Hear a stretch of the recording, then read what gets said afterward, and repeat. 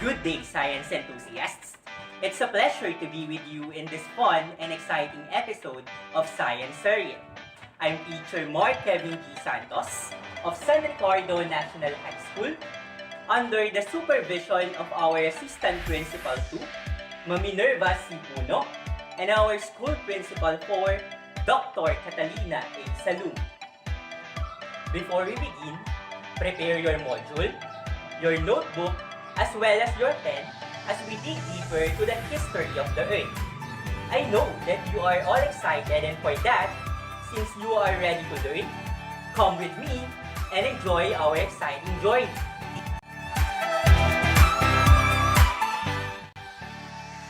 This time, let us play a game. The title of the game that we will be playing is Rearrange Me. All you have to do is to arrange the jumbled letters to form meaningful words. For each item, I will give you 5 seconds to rearrange the jumbled letters. Are you ready? Then, let's get the ball rolling. Number 1. This is any remain or trace of any ancient organisms.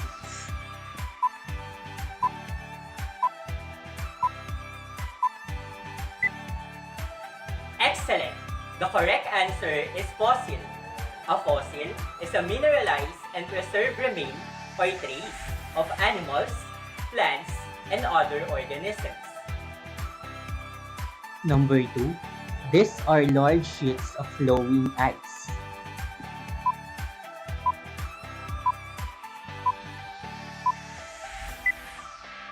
Good job! The correct answer is glaciers. Glaciers are large mass of perennial ice that originate on land by the recrystallization of snow and other forms of solid precipitation. Number 3. An impression made in sediments by the hard parts of an organism.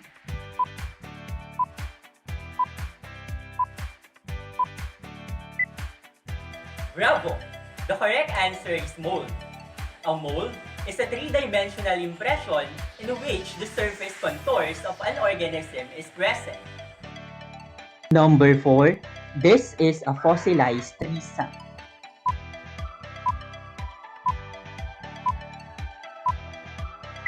Correct!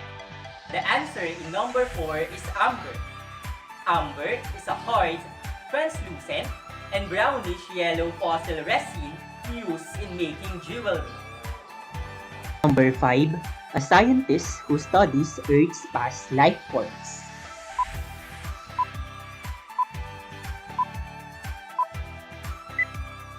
Amazing! The correct answer is paleontologist. A paleontologist studies the history and process of evolution by examining fossils. Did you get a perfect score? You did a great job! We live in an active planet, but I'll bet there are lots of things you didn't know about this blue planet, including its history. Earthquakes rip along plate boundaries. Volcanoes spew fountains of molten lava, and mountain ranges are constantly created and destroyed. Scientists have long been concerned with deciphering the history and predicting the future of this active planet. Come and join me as we explore the history of planet Earth. Our lesson objectives for today's episode are: first, trace the history of planet Earth. Second, understand the history of planet Earth through the geologic time scale. And lastly, appreciate how planet Earth and different life forms evolved in the last 4.6 billion years.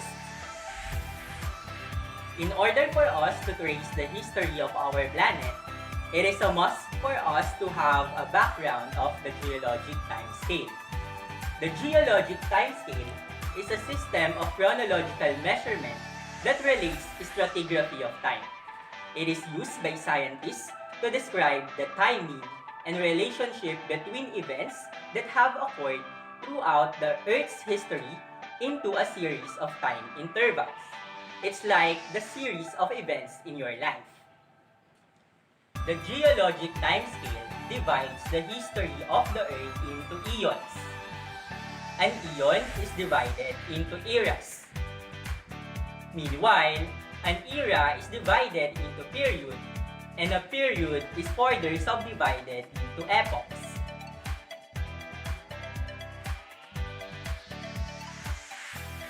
An eon is the longest interval in the geologic time scale. A single eon covers a period of several 100 million years. The Earth's history has been divided into three eons: Archean, Proterozoic, and Phanerozoic eon. In Archean Eon, the Earth's crust had cooled enough to allow the formation of continents and the beginning of life on Earth. During this time, archaea and bacteria first existed. Archaea constitute a domain of single-celled, prokaryotic organisms that include methanogens and those that live in harsh environments such as acidic hot springs, hypersaline lakes, and deep-sea hydrothermal vents. Bacteria are microscopic single-celled organisms that inhabit all environments on Earth, including the bodies of multicellular animals. Bacteria lack a membrane-bound nucleus and other internal structures. In Proterozoic Eon, there were extensive shallow epicontinental seas and rocks are less metamorphosed than Archean Eon. It is a geological eon spanning the time from the appearance of oxygen in Earth's atmosphere to just before the proliferation of complex life. The Phanerozoic Eon is the current geologic eon in the geologic time scale. The time span of the Phanerozoic Eon includes the rapid emergence of terrestrial and complex plants, fishes, terrestrial animals, and the development of human beings and modern fauna. Moving forward, an eon is divided into eras. The geologic timescale is divided into Paleozoic era, or the time of ancient life, Mesozoic era, or the time of middle life, and Cenozoic era, or the time of recent life. Come with me and let us dissect the important events that took place in each era. In Paleozoic era, specific events such as the Cambrian explosion have occurred. This event was characterized by the appearance of many of the major phyla that make up modern animal life.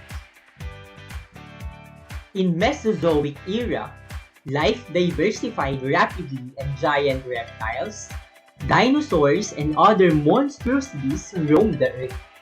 This period is also known as the Age of Reptiles or the Age of Dinosaurs. Cenozoic era is the time when dinosaurs and many organisms became extinct. As dinosaurs roamed the Earth for over 160 million years, we needed their dominance to end. From there, early humans evolved from small furry mammals.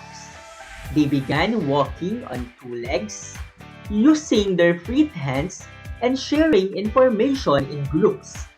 And finally, here we are now.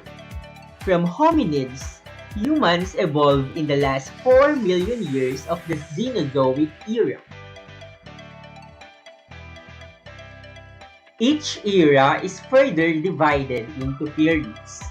Moving forward, let us study the 6 major periods of the Paleozoic era. The first period in the Paleozoic era is the Cambrian period. This was the time when all marine organisms came into existence as evidenced by abundant fossils.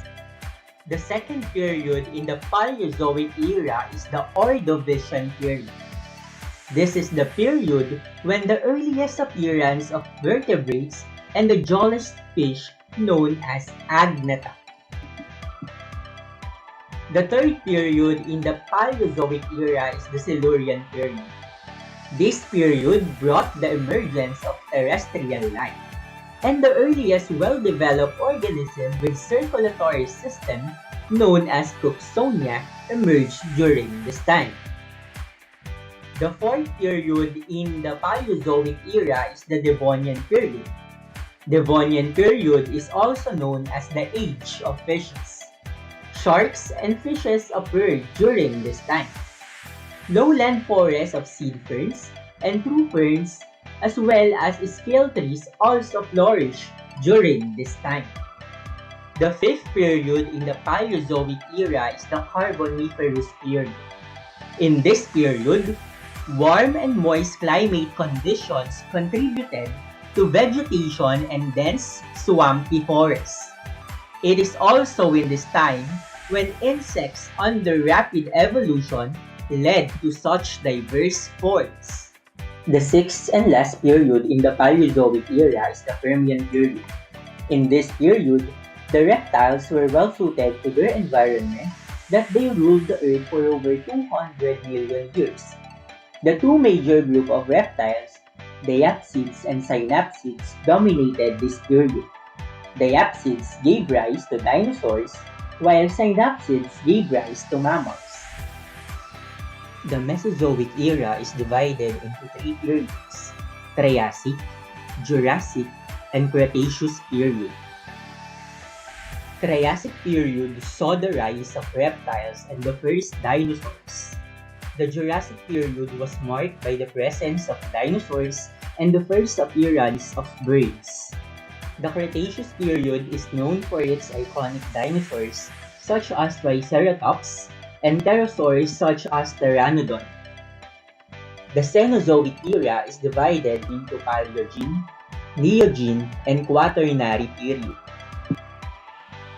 In Paleogene period, rodents and small horses such as Hyracotherium are common. As the period ends, dogs, cats, and pigs became common. The Neogene period gave rise to early primates, including early humans.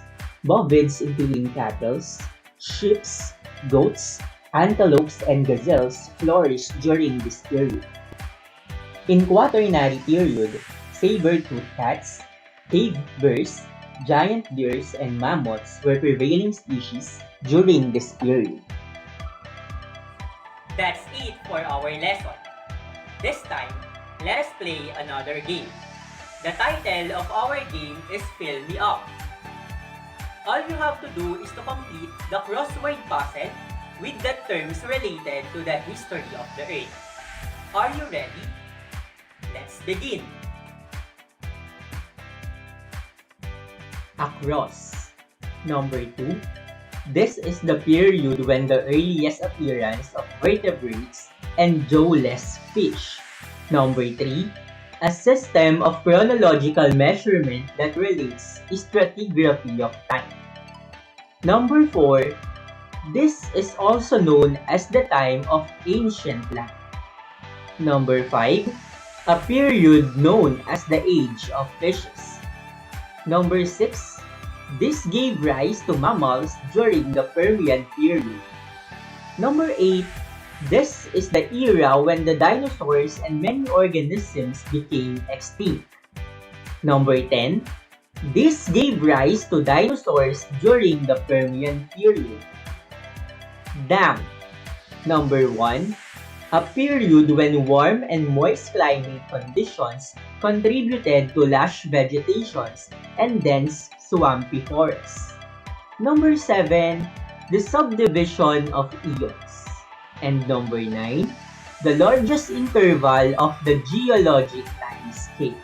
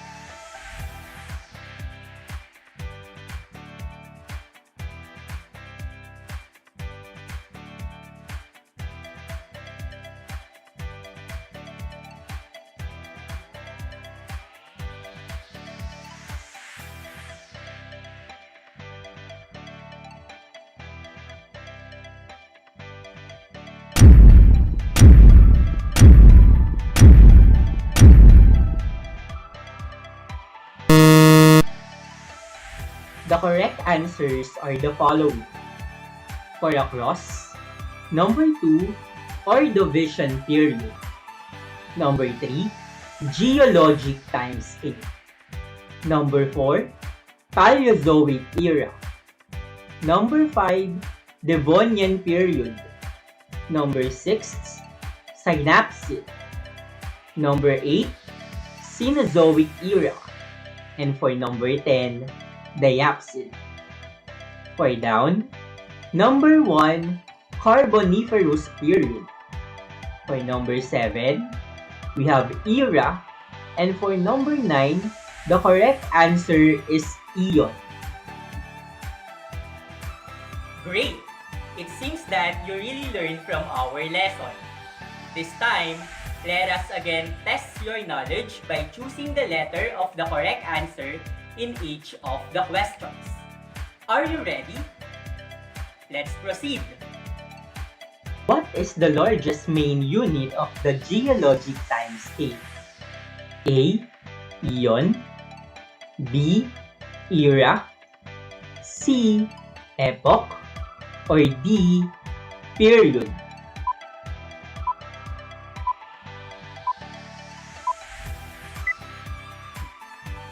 Number 2. Myra understands the characteristics of Agnetha when she described it as A. A primitive armored fish with cartilage skeleton. B. A primitive jawless fish. C. A fish with jaw. Or D. A fish with legs.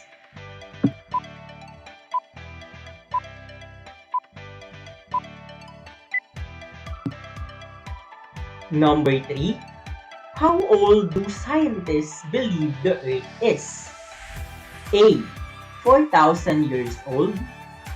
B. 3.6 billion years old. C. 4.6 billion years old. Or D.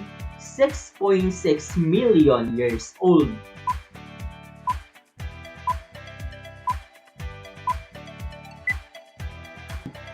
Number 4. When did mammals become the most dominant organisms? A. Cenozoic era. B. Mesozoic era. C. Paleozoic era. Or D. Precambrian era.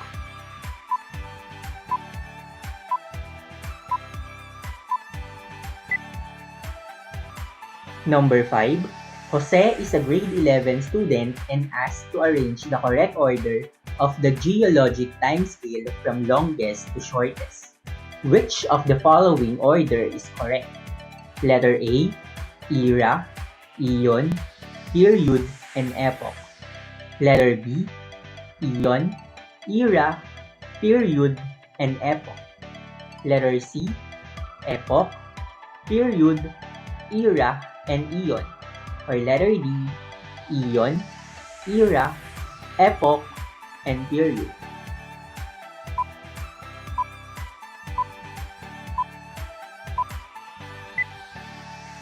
Let us check your answers. The correct answers are number 1, letter A, eon. Number 2, letter B, a primitive jawless fish. Number 3, letter C, 4.6 billion years old. Number 4, letter A, Cenozoic era. And number 5, letter B, eon, era, period, and epoch. Did you get a perfect score? You did a great job! We have reached the end of our lesson. I hope you learned a lot. Thank you for being with me, and see you once again in another episode of Science Surrey. Goodbye, and have a nice day.